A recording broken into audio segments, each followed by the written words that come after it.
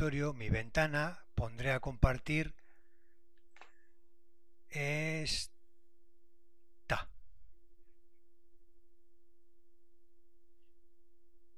Creo que, a ver, ¿cuál? Ventana, ahora no sé cuál es. Esta no es. Esta tampoco, a ver cuál es, coñe. Esta. Ya está. A ver si sale ahí la ventana y empezamos. Ya, vale. El otro día me comentaba Anne que no le salía del examen que tuvisteis el otro día, el de Suaicha, el Irugarrena, que no le cuadraban las cosas. ¿Eh? Y efectivamente tenía razón. ¿Tú entendiste bien?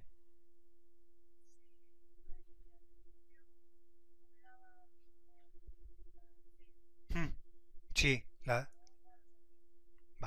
Pues ese es efectivamente lo que os dio ella como resultado el árbol estaba bien, salvo un detalle tonto, pero detalle a fin de cuentas, que en el C decía que metíamos una urdiña.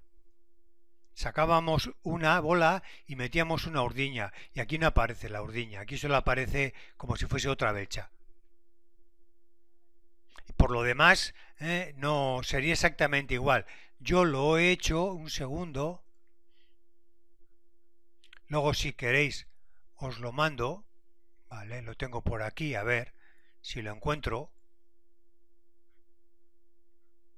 Sí, aquí está. Este es. Bueno, yo lo he hecho y es sencillo, es así. Pero bueno, luego os lo mando hecho por si acaso Anne no lo acaba de ver. Este era el enunciado. Un segundo que cojo el lápiz. Este era el enunciado. Y teníamos, bueno, pues todas las opciones, ¿no?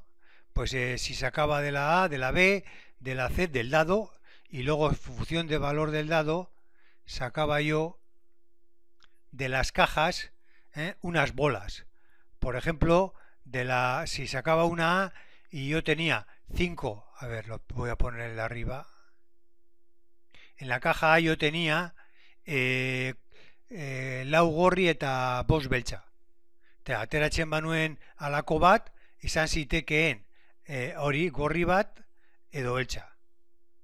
Eta gero una bigarren bola bat atera ez gero, beste gorri bat ateratzen badugu, hasieran geneukan bederatzi, eta gero daukagu sortzi. Orduan hori zen, dana. Ezberdina zen azkena. Eta azkena zen hau beltza izan beharrean, aldatuko dut kolorea, hau beltza izan beharrean urdina. Eta bueno, probabilitateak hemen daude. Betiko gauza. Egiten dugu biderketak horrela guztierako. Eta gero eskatzen ditu alako probabilidade hauek.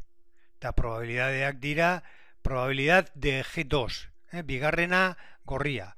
Hartzen dugu bigarrena gorria bakarrik orain egin behar den gauza bakarra da begiratu zeinek dira bigarren gorriak, eta dira hau, hau, hau eta hau. Gehitu batuketa egin honetak eta kitxu. Gero esaten zuen bakarrik hau, ze probabilidad dagoen bigarren gorria bada eta el enunciado ahora mismo zen lehenengoa beltza baldin eta bigarren, para no meter la pata lo voy a poner aquí.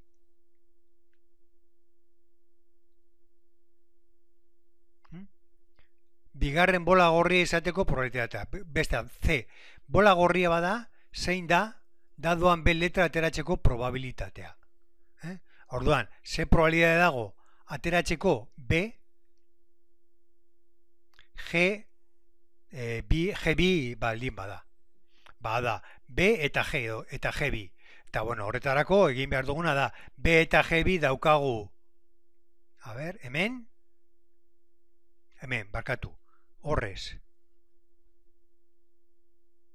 Hemen eta hemen. Ba, gehitzen ditugu alako bi hauek, zati, hemen, zati bestia. Eta, bueno, eta horrela dana. Arrazoia zeukan honek, hemen nik egingo nuke hemen dagoen bezala. Zeren hemen bera konfundido egin da eta. Bale? Horrekin lagako dugu. Orain esango diazuzuk zer nahi duzu egin. Berak esan dit bai, berak esan dit alba dugu egiteko 324 zazpi eta bederatzia. Baina bueno, berdin da. Zuk esan.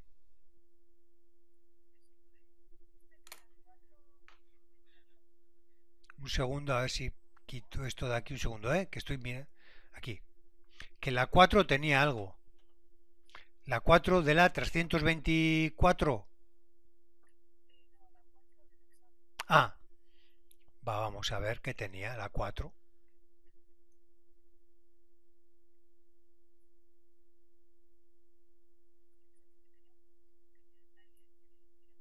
Vale. Ser atento. ¿La has hecho tú? ¿Quieres que lo hagamos aquí entonces? Ba, gauza bat egingo dut. Hemen. Zabalduko, bueno, ala bestela. Hau egingo dut. Beste hau egingo dut. Segundo txobate. Azterketak.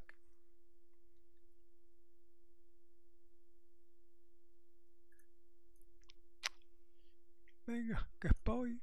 Azterketa da, hirugarren ari, laugarren ariketa hemen daukat eginda, baina ez dut nahi hori egitea. Egingo dugu eta gero begiratuko dugu, a ber.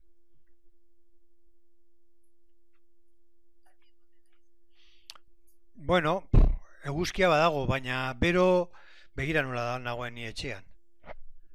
Bero ez dago.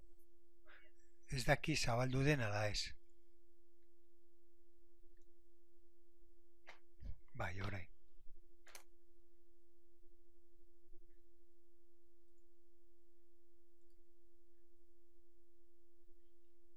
Laugarrena, a ver, venga, bai. Ah, bai, bidali nizuen, además, atxo, bideo motz txiki bat honekin. A ver, que me anda lento. Que ya no puede más, pobre, ya con tantas cosas abiertas. Au.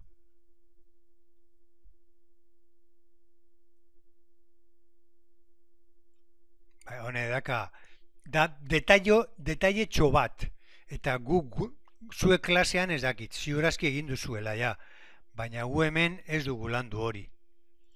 Eta bueno, egingo dugu, bai.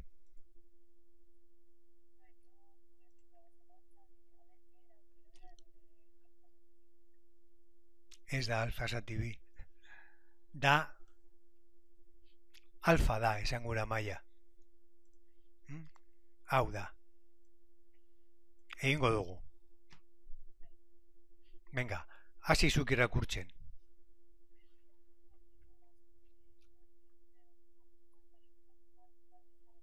Ni hasi normala, bai. Bataz bestekua, bi ordu desbideratze tipikoa. Ze gehiago.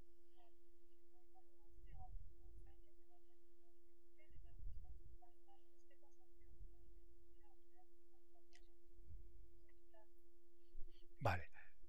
Orduan, 74 gazteei galdetu zaie zenbat ordu lo egiten dute.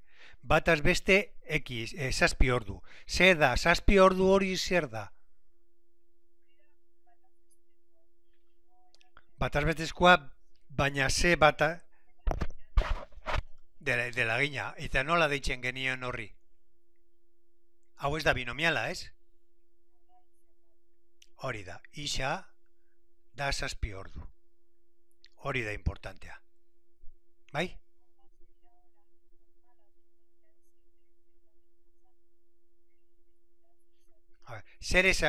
Hemen zer ezagutzen dugu?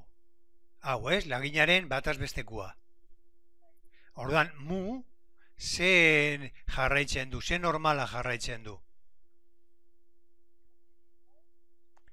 Es normal, mu se acerca a... Bai, baina mu gure kasuan lagina bada, beraz ze izango litzateke hemen. Isa, ez?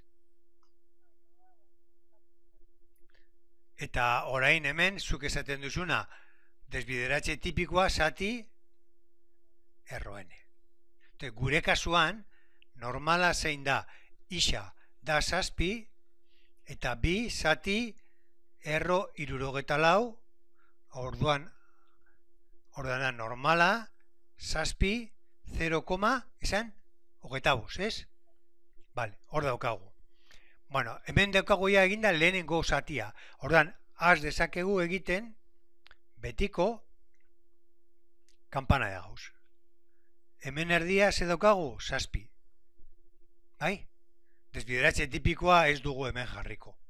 Horren, hasiko gara egiten ariketa. Zer esaten du ariketa? Lehenengo atala.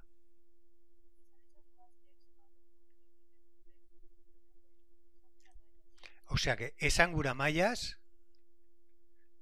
euneko 3 dela.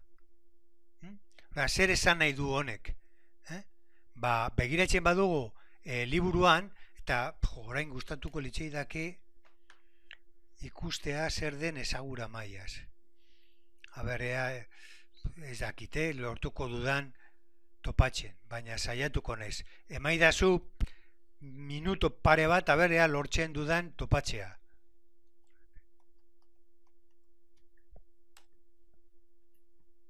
Bai, hau, gainera bideo hau bidali nuen joan zen egunean. Hau da, horria 280 zabalduko dut hemen. Lagatzen badit.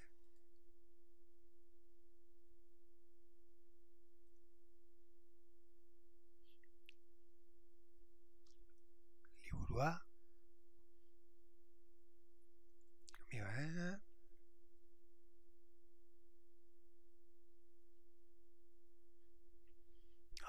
Papa, badatorrela, poliki, baina badatorrela. Hemen dago.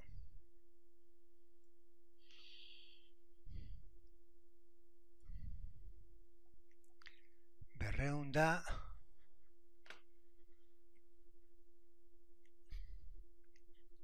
oraindik ez.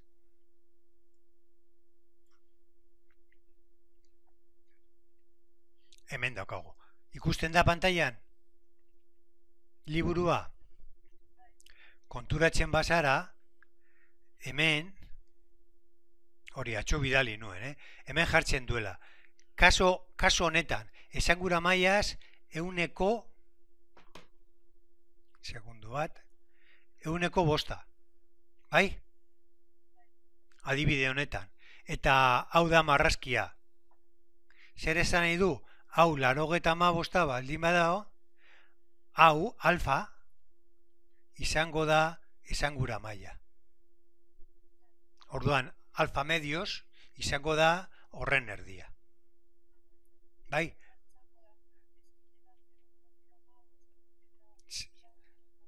Orduan, gure kasuan izango litzateke, zuk esan duzuna, hau alfa da 3 eta 3 edo 0,03 eta alfa eren erdia 0,015.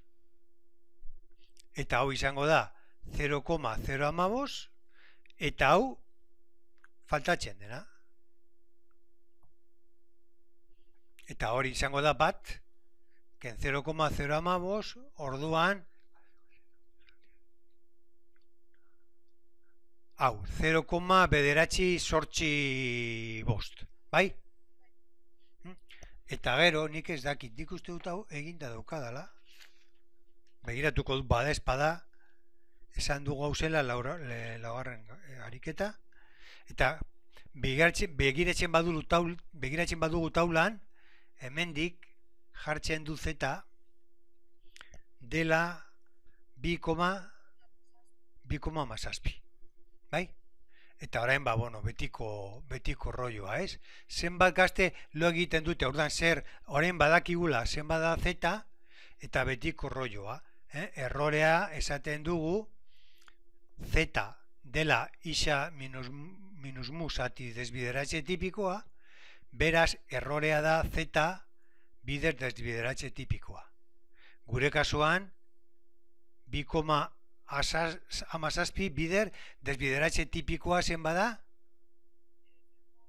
0,25. Eta hau ematen du 0,425. Bai? Orduan zeinek izango dira zazpiken izango da zazpiken 0,425 eta beste aldera zazpi gehi 0,425. Hau izango dira. Bai? Eta bigarren zatia zer da? Estimazioa egin dugu 0,4 orduko errorea lortu dugu. Osea, beste estimazio bat, kon 70 70 gazteekin. Orduan badakigu errorea B.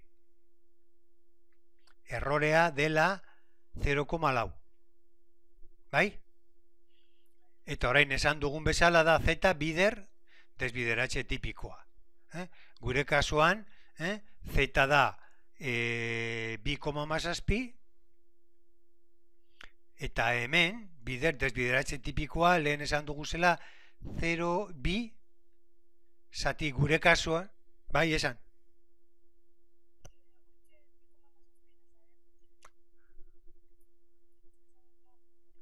Bai, arrazoia duzu. Orduan hemen hau kenduko dut.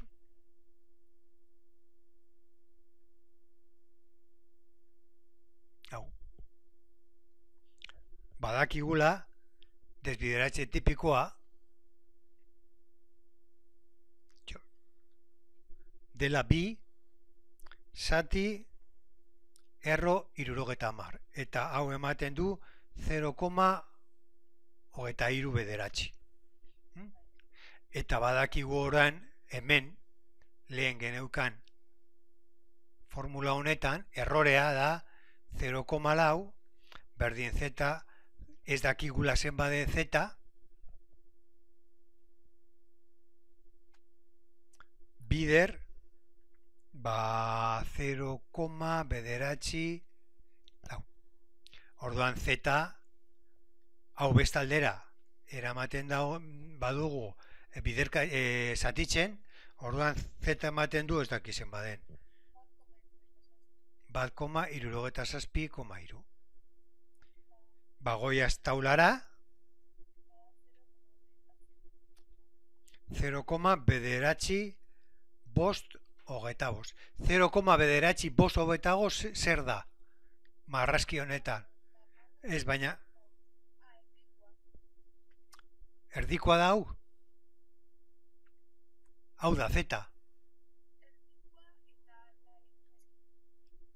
Benetan da hau, ez? Oso hau. Orduan, hemen barruan dagoena jakiteko, zer egingo dugu? Ba, hauni 0,bederatzi,5,2 kendu berriro hemen geneukana. Bat ken. Ez.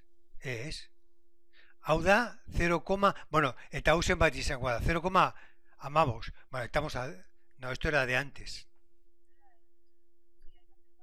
Bat, ken 0,bederatzi,5,25, eta hau zenbat da.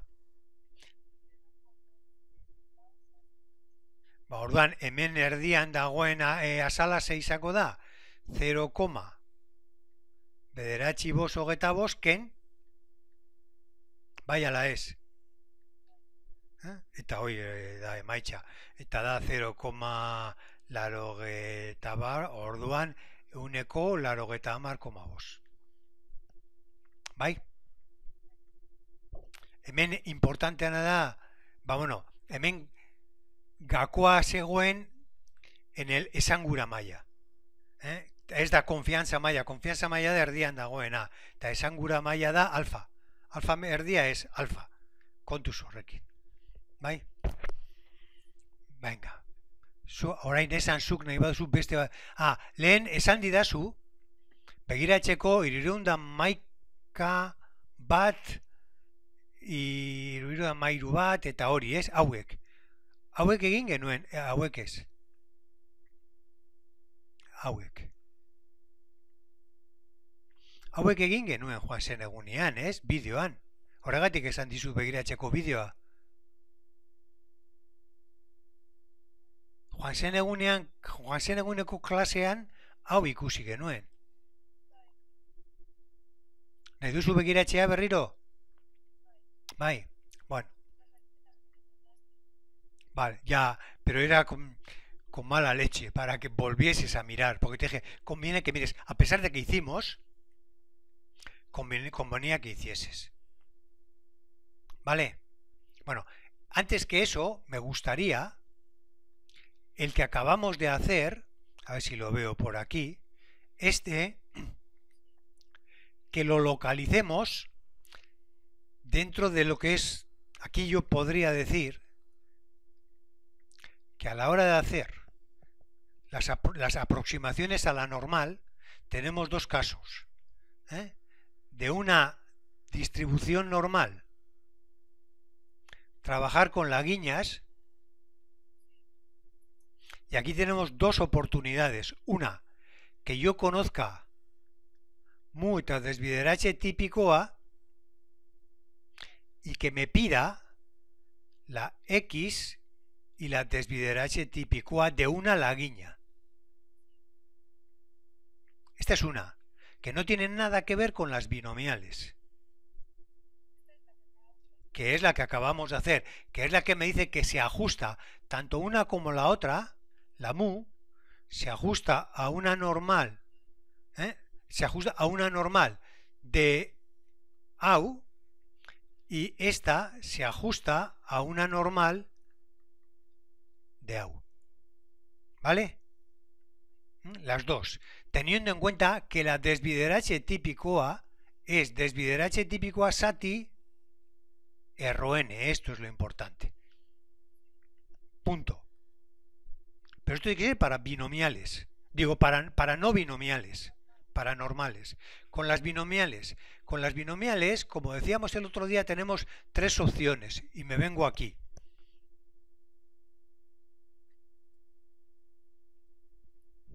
Aquí no.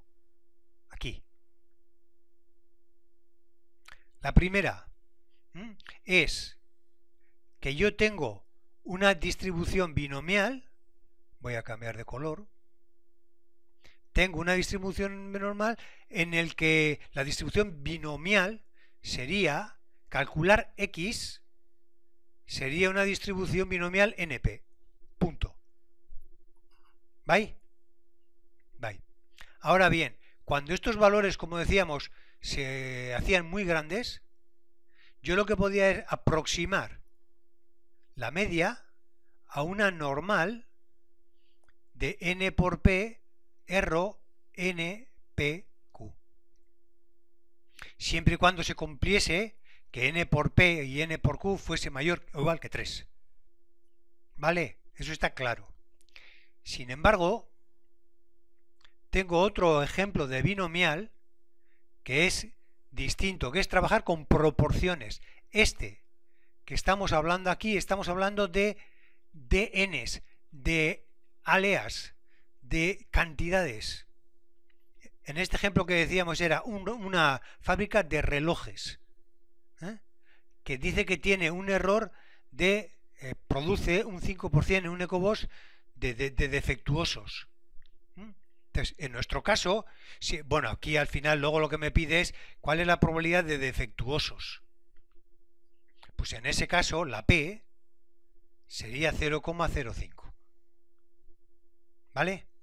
Cuidado, que no nos hagan trampa, que no nos digan la probabilidad de que salgan defectuosos es un EcoBoost 0,02 y luego te preguntan exactamente. Cuidado que entonces la cosa cambia, porque en ese caso la P sería 0, la logetavos, tamavos.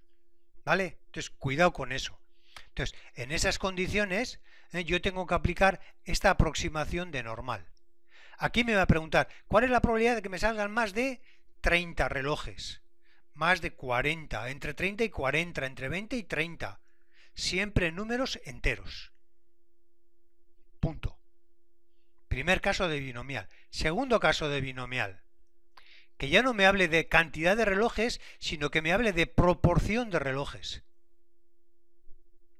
Este es el mismo ejemplo, la misma fábrica, que fabrica los mismos relojes, con un porcentaje de 0,05, que también está aquí, o sea, también.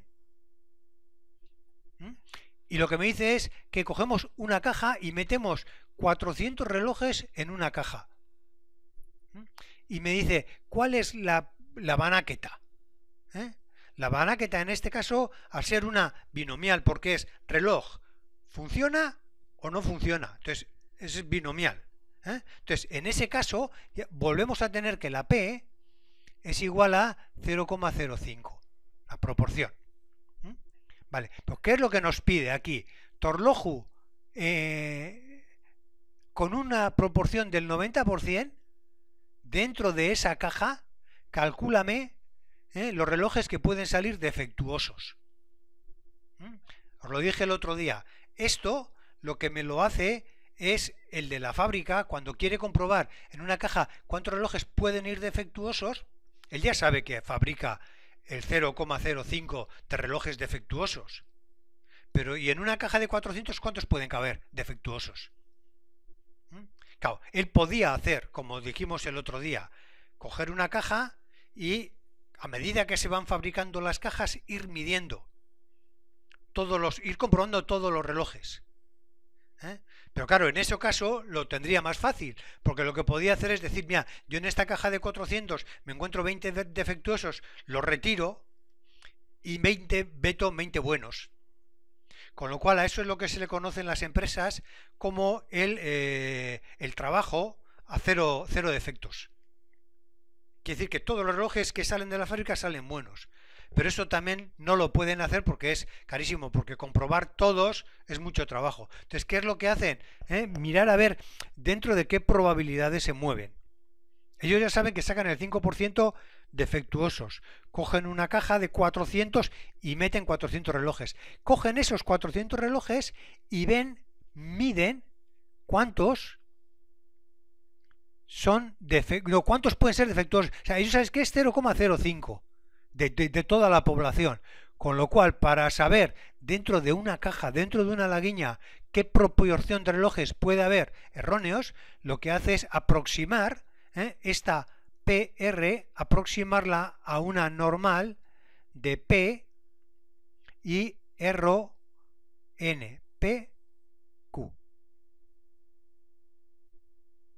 ¿Vale? Y en función de eso, pues trabajar. Coge aquí y dice, mira, mi proporción es, en este caso que teníamos aquí, en este, no sé, creo que ha quedado claro, ¿no? La distribución era esta, en este caso era 0,05 por 400, que eran 20. Y esta distribución pues nos salía un 4,36 haciendo la operación. En esta es distinta. En esta la P es 0,05. Aquí, date cuenta, aquí ya no entra la N. Aquí ya no. Y aquí sí. Entonces aquí sería R, aquí he puesto mal. NP no, es PQ sati N. Entonces aquí sería 0,05 bider 0, la logetamos sati gure kasuan sati laureun. Y de aquí me va a dar una normal. Cuidado, pero lo que me está dando aquí. Aquí lo que me está dando es una curva tal que así, en la que esto es 0,05. ¿Qué es 0,05? La media de toda la población, de los relojes que hace mal la fábrica, de toda la empresa. Entonces, ¿yo qué estoy calculando con esta curva que tengo aquí? Con esta. Con esta curva, ¿dónde? Exactamente. En los lotes de 400, ¿entre qué errores van a andar? ¿Entre qué cantidad de relojes? No, ¿entre qué porcentaje de errores voy a tener yo en cada una de las cajas? De forma que yo, a la hora de vender las cajas, le voy a decir al comprador, mira, yo te garantizo que estas cajas son de 400 relojes, que tienen una media de defectos de... Hacemos los cálculos que en este caso pues nos salía esto, 0, este 0,032 y este 0,068, yo te garantizo que en todas las cajas va a haber un margen de error de 0,032 a 0,068 con un margen de, con una confianza maya del 90%. Es decir, que el 90% de los relojes van a andar dentro de esos márgenes. Ha quedado claro el por qué, ¿no? Es uno o el otro. Y el otro es justo al revés. También una binomial, yo aquí conozco el P y quiero sacar el PR, ¿sí? Y ahora esto, y ahora yo soy la empresa que compra los relojes. No soy la que vende, sino la que compra. Y a mí me dice, no, mira, yo me dice el que me ha vendido mira, es que yo te vendo unos relojes en los que en las cajas de 400 las medias van a andar entre este valor y este, con un margen de error del 90%. Y le dices, bien, tú dime lo que te dé la gana.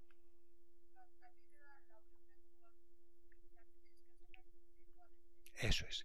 Yo lo que hago es coger la caja que me entra, y en esa caja lo que hago es cojo todos los relojes, compruebo cuáles andan bien y andan mal, y a mí me sale una proporción. A ver, me salen, vamos a suponer que yo he cogido 400 y he sacado relojes, los he contado y me salen defectuosos 25 relojes. Vale, entonces yo ¿qué es lo que hago? Cuidado, la PR, izango da hogeita bost zati laureun. Yo voy a trabajar con esto. No con el 25, sino con esto que tengo aquí.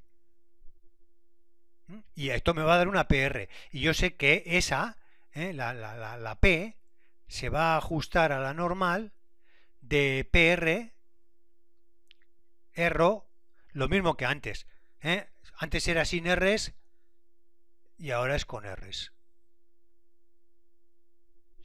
Ya está. Entonces, esas son las diferencias. Dentro de lo que hemos dicho antes, dentro de las no binomiales, esta es la única que tenemos que tener en cuenta. Tanto al loro, tanto para un lado como para el otro.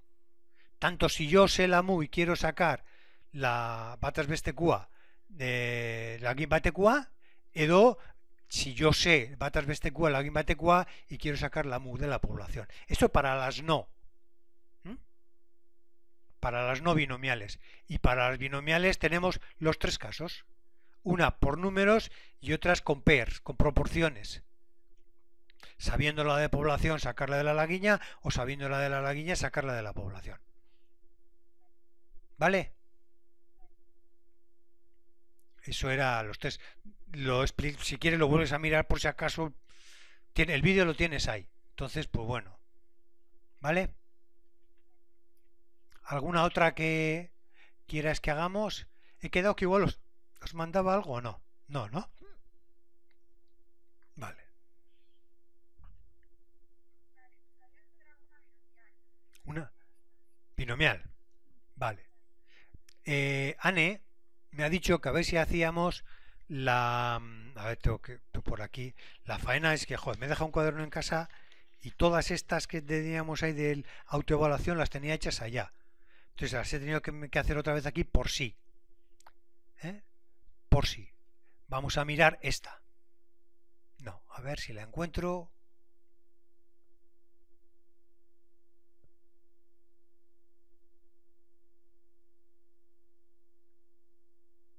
Un segundo, que tengo que mirar el... No, es este. Voy a ir cerrando pestañas para que me vaya un pelín más rápido el ordenador.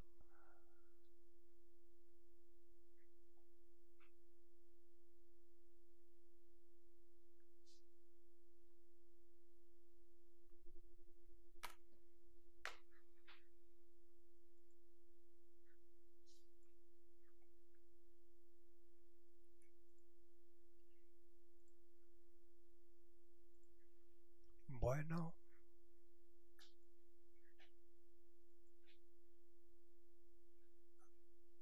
a ver, voy a abrir aquí. Liburua, Amairua.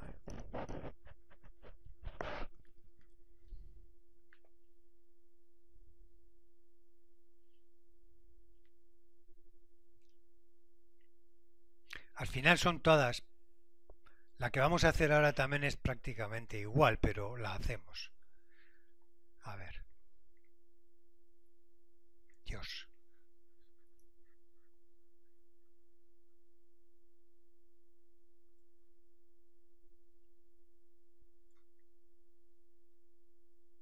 Saspi.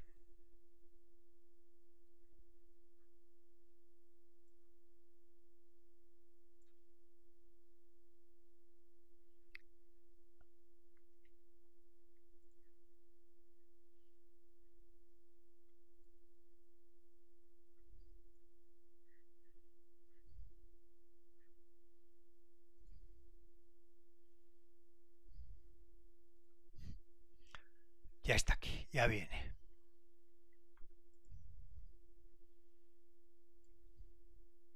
¿Se llega a leer el enunciado?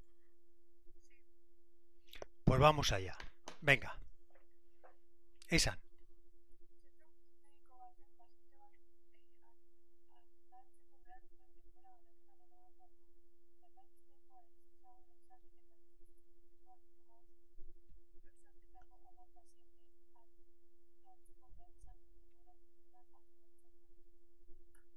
Estás minutuak dira horiek, ez?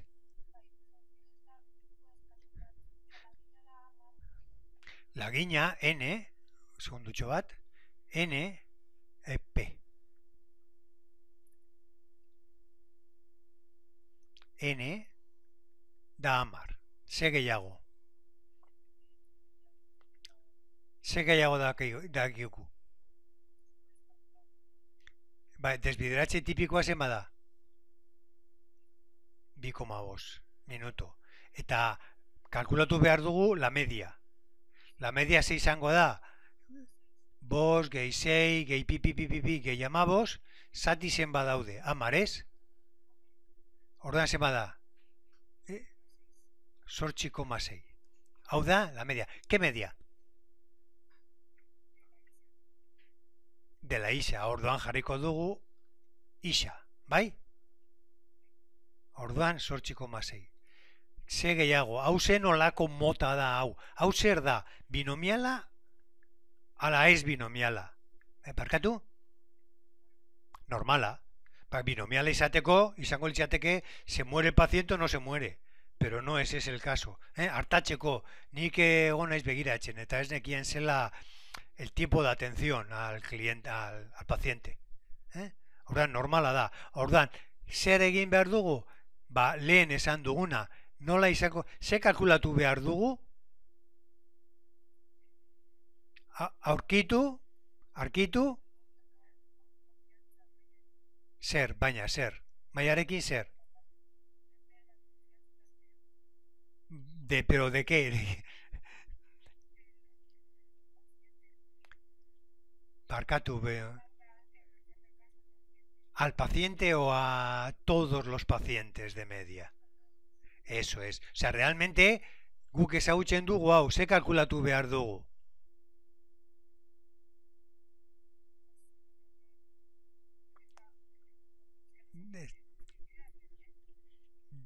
Ya, pero no, pero mal hecho, porque no... ¿eh? Hau, atera dugu.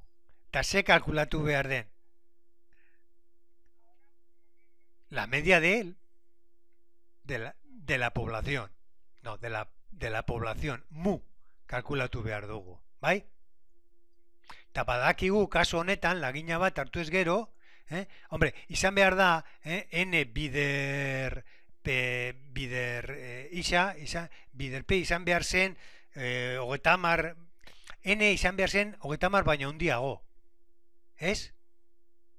Goratzen zara, baina kasu honetan ez dago, ez da baina handiago, orduan zer egiten dugu.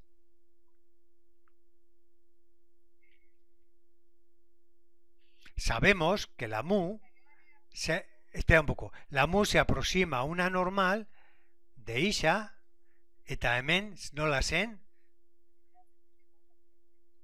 pero para que esto sea verdad, ¿qué se tiene que cumplir? Que n mayor o igual que 30. ¿Es mayor o igual que 30? Entonces, ¿no lo podemos hacer? Efectivamente. Aurrez esan du banaketa normala dela. Orduan bai egin daitekela. Bai? Eta orain zer?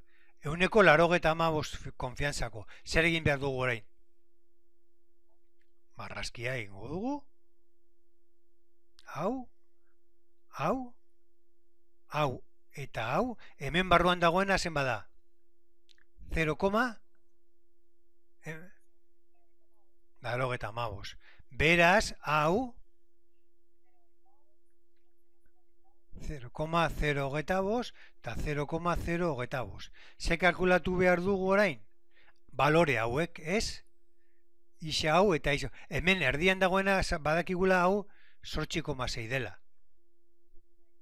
Eta horretarako, hau kalkulatzeko, zeta hau kalkulatzeko, jakin behar dugu, begiratu behar dugu taulan, honako azalaren zeta dagokion zeta, ez? Kaso honetan izango litzateke para un área de 0,87 zenba da, zeta? Bat koma laroge tamazazpi. Hori, laroge tamazazpi. Eta horrekin, azkenean ze kalkulatu behar dugu. Hau, ez? Lo de siempre. Badakigula, Z, yo lo tengo que poner, que si no es dislexia. Z berdin isaken mu zati desbideratze tipikoa, beraz xken mu da Z bider desbideratze tipikoa. Gure kasuan, bat koma larogeta mazazpi bider zen bada. Hau, desbideratze tipikoa gure kasuan. Zen bada?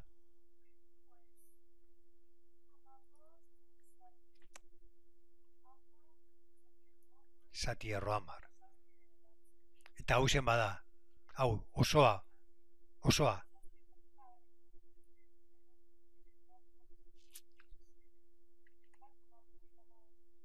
Bat koma berrogeta amabost.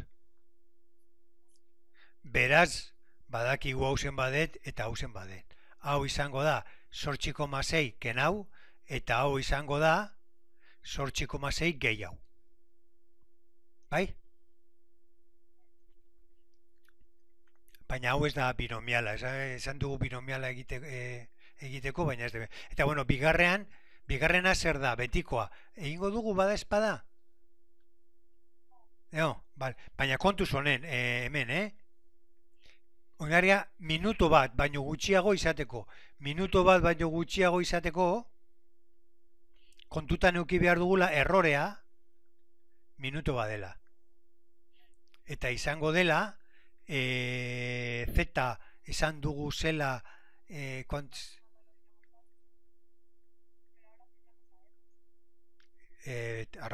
kontuz, bai. Zenba da desbideratze tipikoa?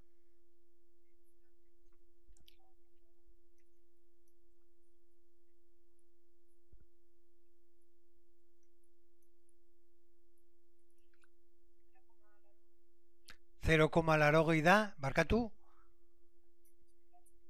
0, ba ez, baina kasu honetan ez du hori egin behar. Errorea da z bider desbideratze tipikoa.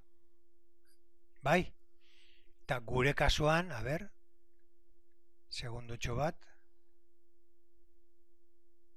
z nola ez dakigula.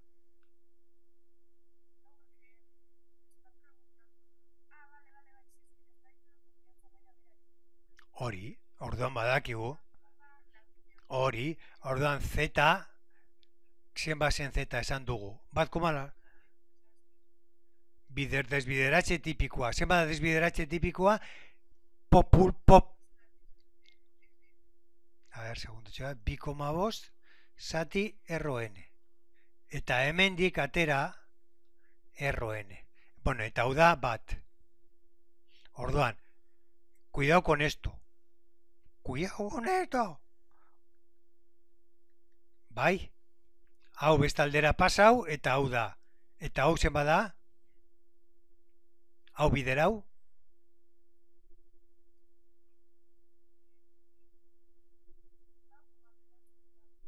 Lau koma bederatzi. Beraz, n zenbat izango da. Hori. Lau koma bederatzi ber bi. Da, hogeita bost baino gutxiago. Hogeita lau koma pipipipi. Baina ezin da izan hogeita lau koma, beraz izango da beti redondeo egiten dugu gora. Hogeita bost. Bai? Venga. Pillamos otra. A ver, M. Vale, venga, a ver, una. Esan. Bai. Zenbakia, ariketaren zenbakia edo ze esango didazu. Venga, esan ba. Hirurehun da? Hirurehun da hogei.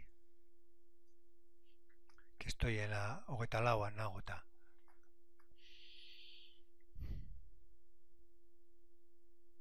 Nik uste dut, hau izan daitekela familiarena. Hau. A ber, itxin pizkat, Hirurehun da hogei. Ba, hau da. Apa.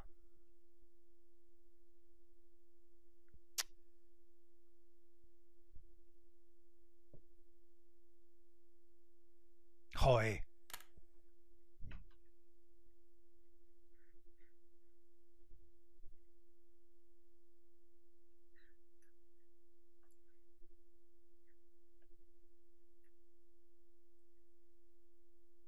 Hau.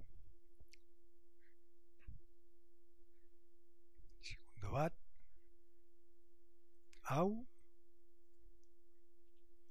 Eta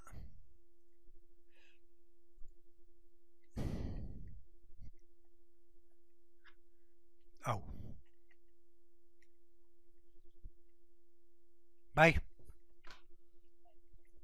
Hasi. Venga.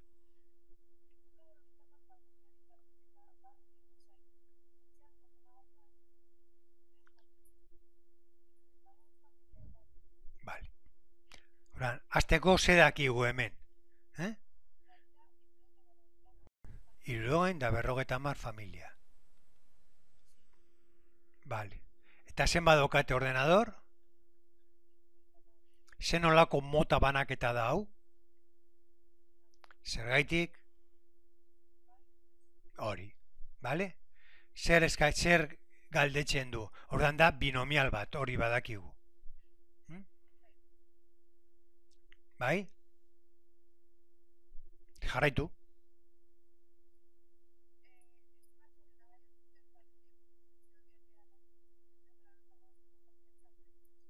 Gogoratzen bazara, hemen geneukan, hiru adibide mota, que ya me parece que ya lo he cerrado.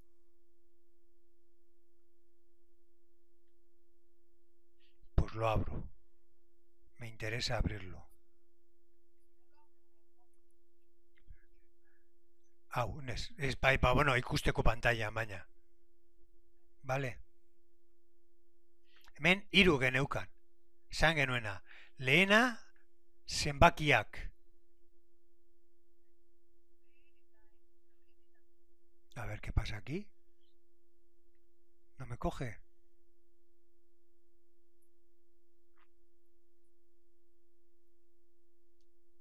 Hau ez da. Cago en 10. Bueno, zuzenean egingo dugu hemen. Hemen hiru aukera geneukan. Bata binomiala eta eskatzen zuen zenbakia. Ba, 400 ordenadore eta 30 ordenadore eta galdetzen zuen zenbat ordenadore zeukaten ala ez. Eta gero bestia proporzioak. Proporzioaren azena, bata hau jakinda kalkulatu laginarena eta laginarena jakinda kalkulatu proporzio populazioarena. Bai? Gure kasuan, daukagu 350 familia eta irakurri dugu, ikusi dugu 315 badaukatela. Zer egingo zenuke zuk hemen? A ber.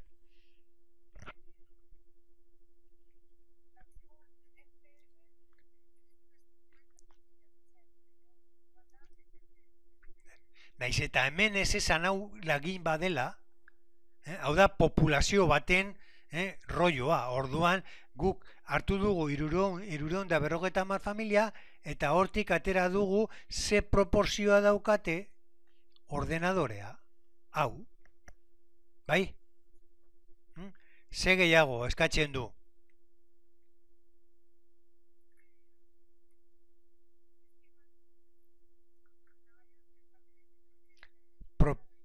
Hori. Proporzio erreala, baina guztiena, populazio osoena. Bai? Orduan, ze kalkulatu behar dugu hemendik? Hau. Tenemos que de la P sacar la PR. Bueno, bai, joder, estoy tonto. Espera, dicho, O sea, yo conozco la PR y tengo que sacar la P. Bai? Orduan, kasu honetan, la P se aproxima a una normal, ¿bai? En el que la media es PR eta desbideratze tipikoa zenba da.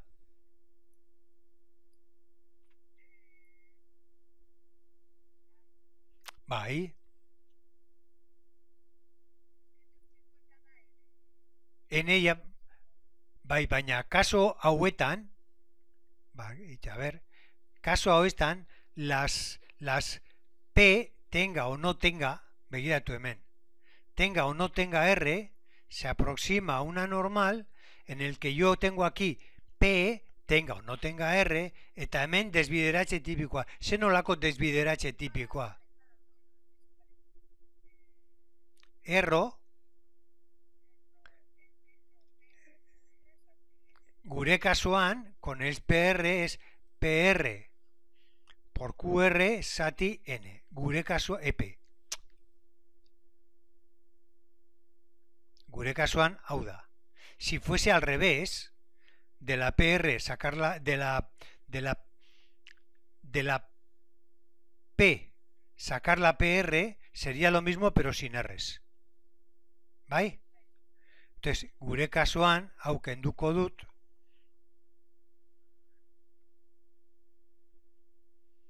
Una vez que ya tengo hecho esto, tengo prácticamente cerrado el tema.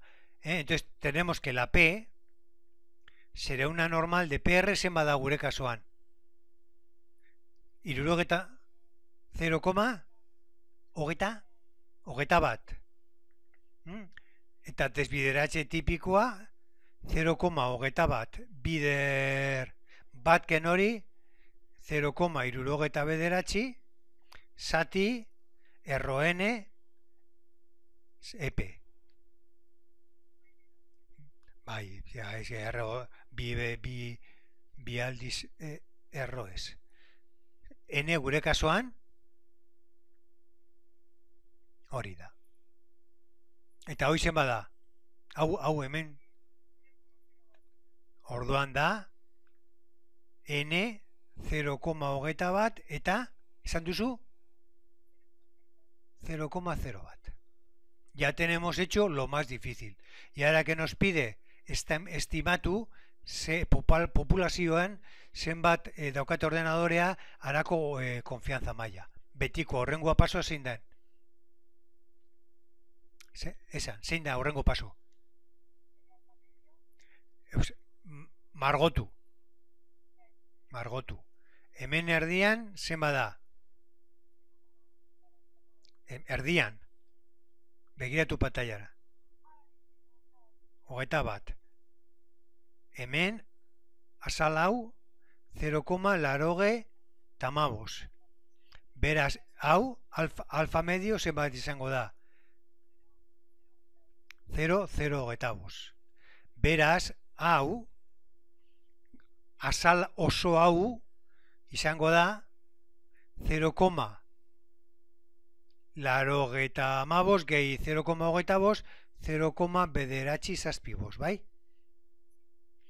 Para un área de 0,9 CZ dagokio. 1,86.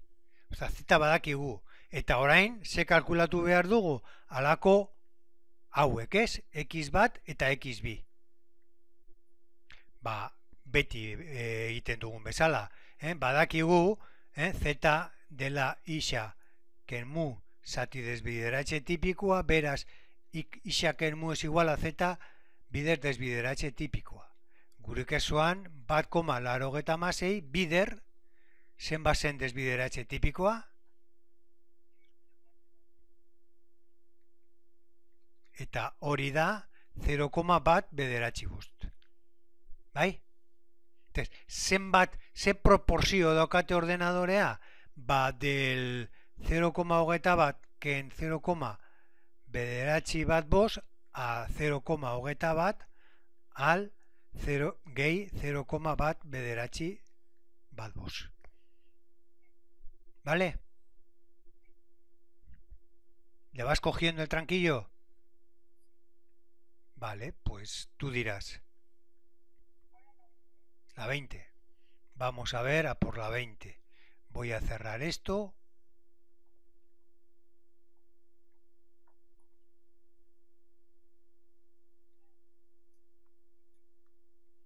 Voy a abrir uno nuevo.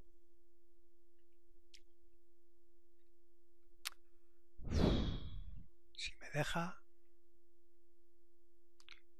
Voy a venir aquí.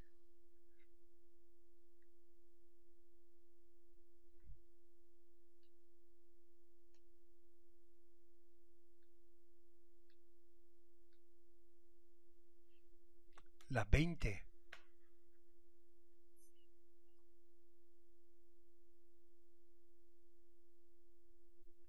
¿Se horrí? Decía, si no hay 20. A ver, hau da betikoa,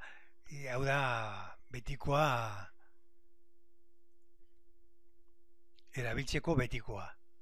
Las encuestas de votaciones, de elecciones.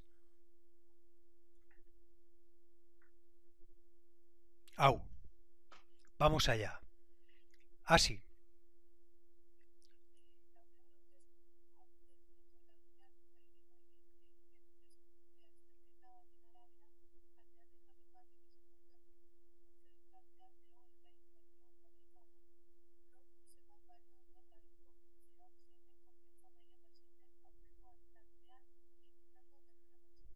Vale. Se daukagu hemen orduan. Punto, binomiala. Baina zer jakiteko populazio batean ze nolako botazioa egingo duen, zer egin dugu, enkuesta bat. Hartu dugu lagin bat, 400 bai?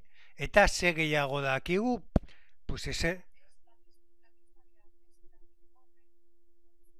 hori da, la P. Tengo que calcular la P a partir de la PR. Eta gure kasuan zer ematen du hemen? Egiten badugu hemen marrazkia, hemen ez dakigu, hemen jakin dezakegu zenbaden PR. Bai? Ordan hau zer da? Hau zenba da? Hemen, hau. 0, a ver, itxuin. 0, joe. 0,23.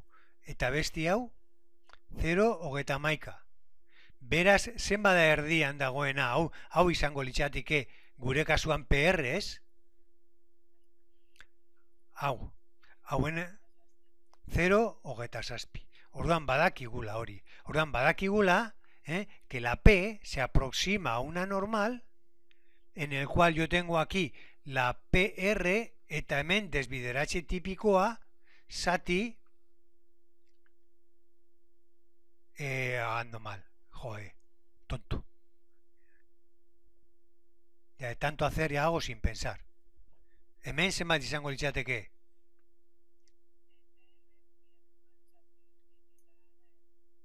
PR bider QR zati N. ¿Bai? Eta zer dakigu hemen gure kasuan, no nos hace falta ni saber esto, zer dakigu hemen marrazki honetan. PR, eta zer gehiago dakigu. Bai, zema da QR. Bat, orduan N, izango litzateke PR 0,7. Eta bestiak 0,7 bider 0,7 zati eta no sé, ez daki zenba den hori, zenba da 0,7 eta hau erroketa hau bai, lase 0,02 eta hemendik zer atera behar dugu, zer eskatzen du, zer konfianza maila. Konfianza maila, zer izango da, hemen erdian, hori, segundutxo bat, hemen honekin, hau da alfa medios, orduan honekin jakin dezakegu zen bada Z. Ez? Eta badakigula orduan Z dela isa mu zati desbideratze tipikoa, eta gure kasuan dela isa 0,11 mu 0,27 desbideratze tipikoa 0,022 eta hori zen bada Z hau eginda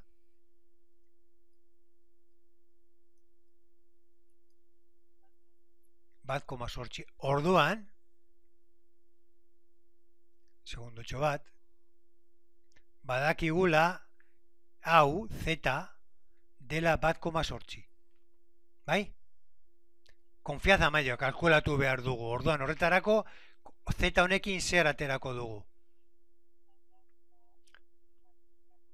barrukoa aterako dugu hemen barruan dagoena ez daki zenbat izango den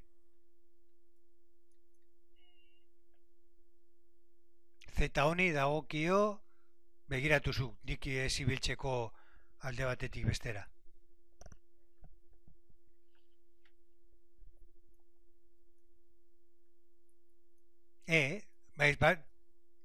barkatu esan dugu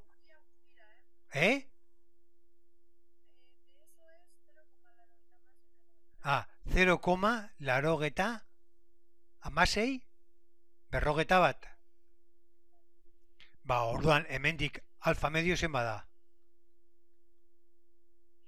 hau da 0,86 berrogeta bat hau izango da bat bat ken hori. Bat ken 0, laurogeita hamasei, bat, alfa medios. Eta esan duzu dela 0,0? Berrogeta emeretzi horrela da. Beraz, esan du, zer eskatu digu kalkulatzeko. Ya es que ya he perdido hasta la... Ah, la confianza maila. Orduan izango litzateke, hau, ken hori. Vale, vale. Vale, entonces, ulertu da. Vale. ¿Quieres hacer alguno más o que no? Yo desde luego no te aconsejo. Yo es más, yo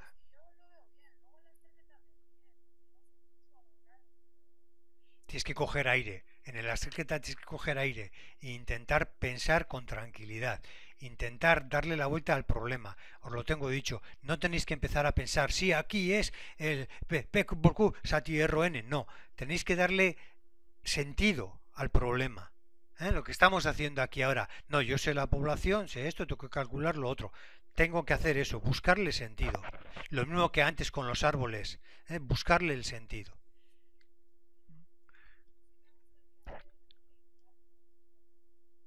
Vale, pues pero casi igual cortamos el vídeo y hacemos sin vídeo. ¿eh?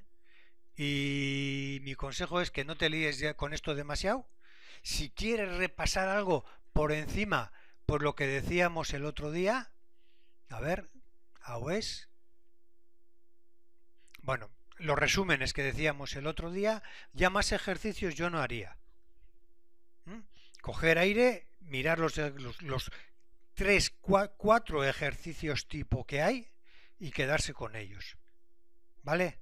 Voy a borrar, voy a